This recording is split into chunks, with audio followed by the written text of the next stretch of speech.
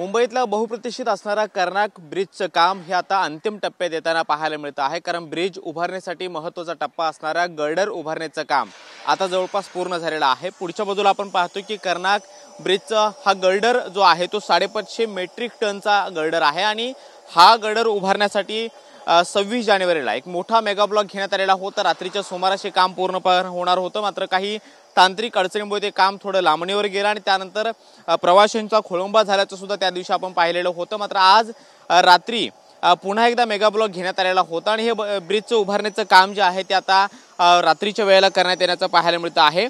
550 metric टनचा हा girder जो आहे तो आता कर्नाक ब्रिजवरती उभारण्यात आलेला आहे आणि सीएसटी स्थानकाच्या अगदी बाजूला असणारा हा कर्नाक ब्रिज जो मागच्या काही महिन्यांपासून वर्षांपासून बंद आहे वाहतुकीसाठी, तो आता लोखंडी स्वरूपामध्ये भरभक्कमपणे उभारला जातो। ही दृश्य आपल्याला पाहायला मिळत आहेत।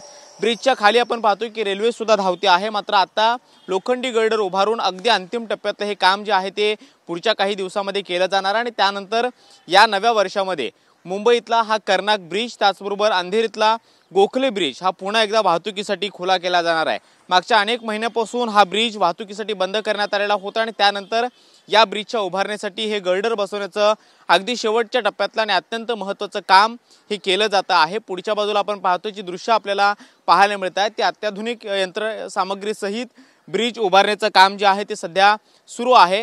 550 मेट्रिक टनचा हा गर्डर रात्रीपासून बसवला जातोय। 26 जानेवारीला काही भाग त्याचा बसवण्यात आलेला होता, मात्र काल रात्री पुन्हा मेगा ब्लॉक घेण्यात आलेला होता आणि त्यानंतर हा गर्डर जो आहे तो आता पूर्णपणे उभारण्यात आलेला आहे। त्यामुळे पुढच्या काही महिन्यामध्ये हे काम आता अंतिम टप्प्यातलं पूर्ण झाल्यानंतर हा ब्रिज वाहतुकीसाठी खुला केला जाणार आहे।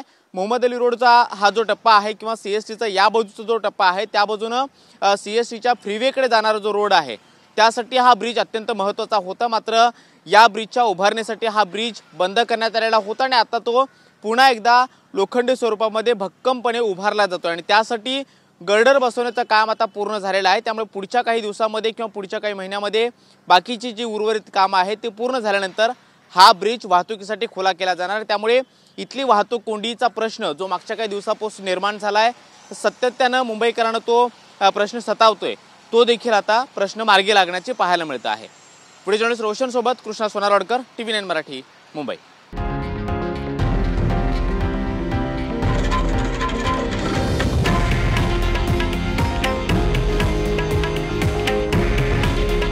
हे आहे देशातील नंबर 1 न्यूज नेटवर्क आणि आपण पाहत आहात TV9 मराठी। काळजी तुमची, हित महाराष्ट्राचं।